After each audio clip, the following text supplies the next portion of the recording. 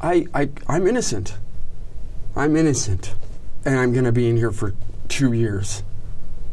So for 2 years, I could teach. I could teach art, I could teach culture, I could share my stories, but I can't, I'm not allowed. And this is like most people I've been around, this is like, I don't even know how they're even allowing me to be this free right now. Like the only time I'm touched is when a deputy touches my hand to put a handcuff on. I mean, can you imagine that?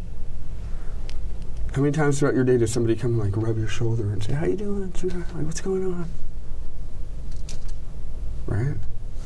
My food comes through a little tiny square, but it's like and then I go back to, it's not about me. This. I know why I'm here. I know why I'm here.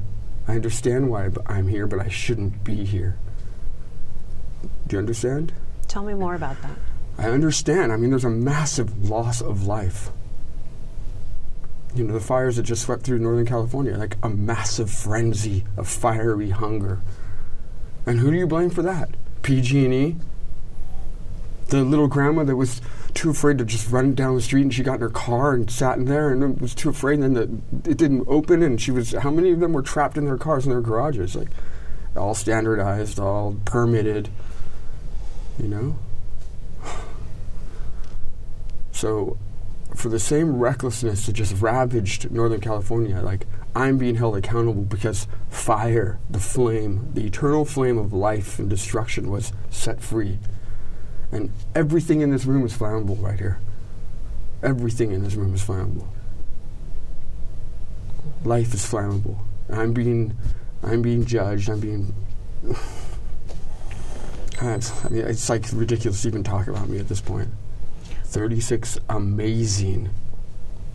But now if it was a hip-hop party and it was all like black kids and they died, would it be amazing? And would there have been this call to arrest me and for all the new art spaces and the politics that have gone on? No, there wouldn't have been. There would not have been. There would have been riots in the streets with their families, and then they would have been beat down for speaking up for their freedom.